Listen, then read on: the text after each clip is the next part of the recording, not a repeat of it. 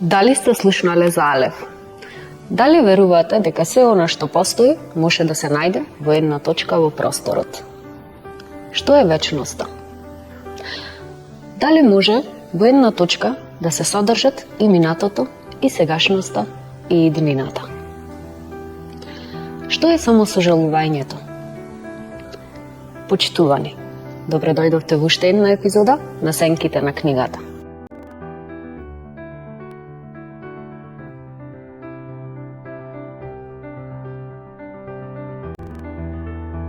Денес ќе разговараме за еден аргентински писател, Хорхе Луис Борхес.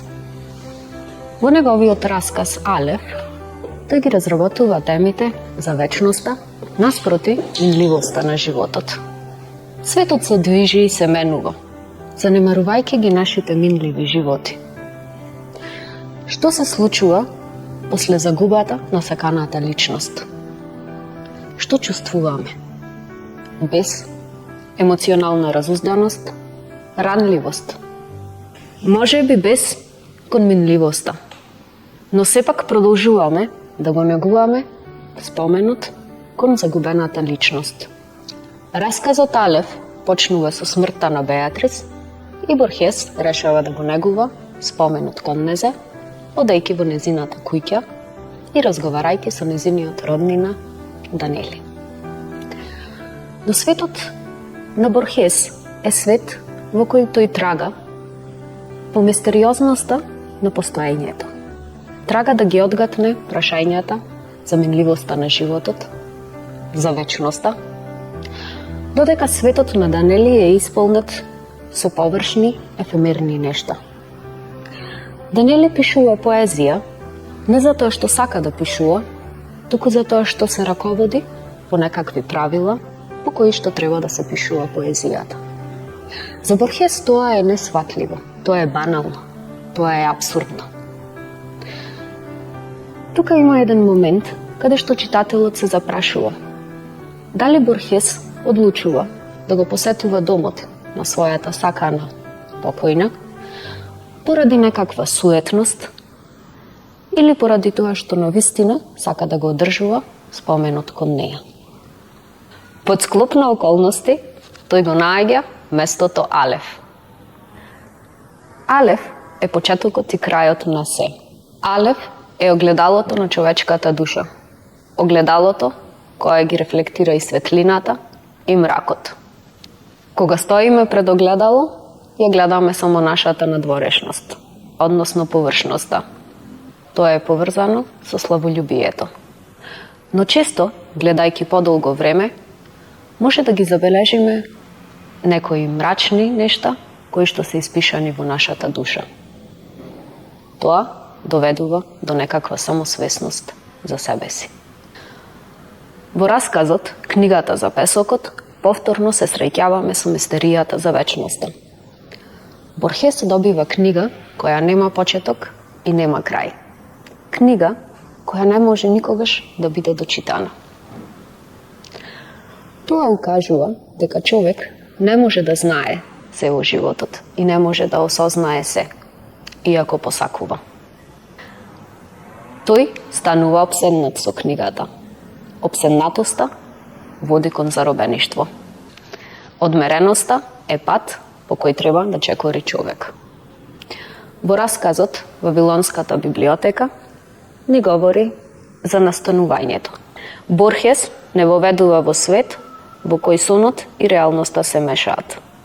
Не води во свет кој изгледа толку веројатен, а ние стоиме изненадени, полни со прашања за суштината на животот. Во расказот Библиотеката во Бабилон ни раскажува за библиотека која е бесконечна и содржи бесконечен број на книги, кои не може никој да ги дочита. Тука го воведува символот и на големиот создавач, и читателот останува да се прашува дали навистина постои слободна волја или се во животот е една предодреденост.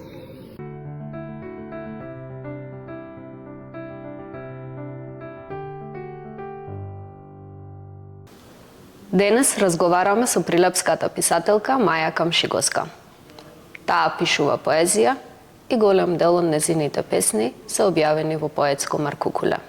Таа е магистар по психолошки науки и истражува теми за булинг, за емоционална интелигенција, поттикнување на мотивација кај децата и денес ја имаме честа да разговараме за незиниот однос кон литературата, за незината љубов кон поезијата, за незиниот пишан збор. Здраво, Маја, ти благодарам што прифати да бидеш гостин во нашата емисија. Здраво, Марија, навистина ми е чест што сум дел оценките на книгата. Емисија која на еден посебен начин ја доближува литературата до луѓето и остава простор за искрени разговори, за книгите, авторите и вредностите што ги носат тие. Прво да се осврнеме кон твојата песна Тишина. Тука тишината не представува само отсуство на звук, туку представува оние неискажани емоции, неискажани зборови. Кажи ми што те инспирира, кој е мотивот во песната? Централен мотив во песната е тишината, како простор во кој остануваат скриени чувствата што не сме имале храброст да ги искажеме. Тишината е представена како јазик сама по себе. Понекогаш она што не е кажано зборува погласно од зборовите. Песната има силна порака. Завршницата сугерира дека вистинските чувства не секогаш бараат зборови. Понекогаш тие се препознаваат токму во молкот. Денес би сакала да го насочиме вниманието кон една книга што остави силен впечаток врз мене. Храбри наместо совршени од Решма Саџани. Станува збор за книга која не поттикнува да размислуваме колку често во животот се стремиме кон совршенство, плашејќи се од грешки, неуспех или осуда од другите.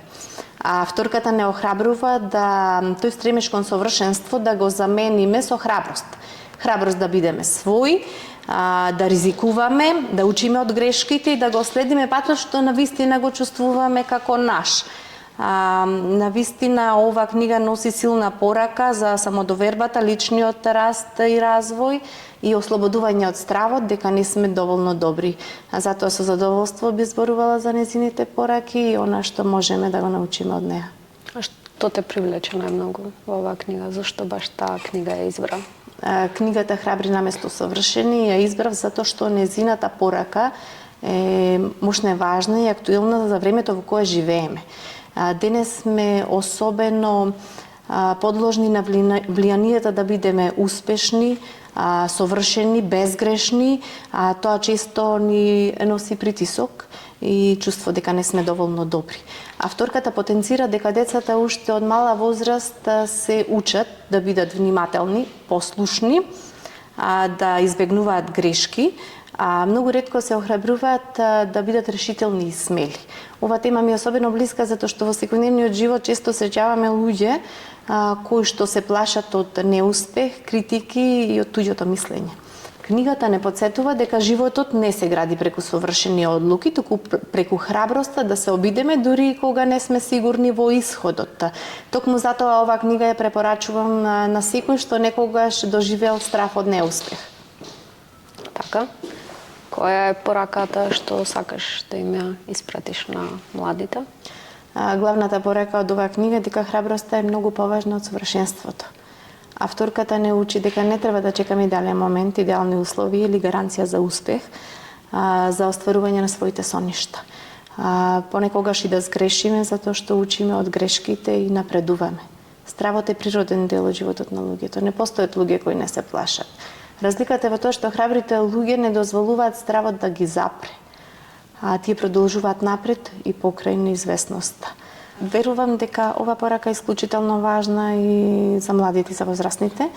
Живееме во време кога социјалните мрежи често носат нереални стандарди и ние те треба важно е да разбереме дека не вредиме затоа што сме совршени, туку затоа што сме автентични, затоа што учиме, растеме, напредуваме, имаме храброст да бидеме тоа што сме. Ако треба со една реченица да ја сумирам книгата, би рекла: не дозволувајте стравот од грешка да ви го одземе правото да се обидете. Понекогаш еден храбар чекор вреди многу повеќе од 100 совршено испланирани чекори кои никогаш не сме ги направиле. И која е пораката што ти би ја испратила кон младите? Како писател, како творец, како психолог? Да се стремат кон личен раст и промени, да учат нови нешта, да ги споделуваат своите искуства. Мудроста не се раѓа, таа се стекнува преку знаење, искуство и запознавање со луѓе.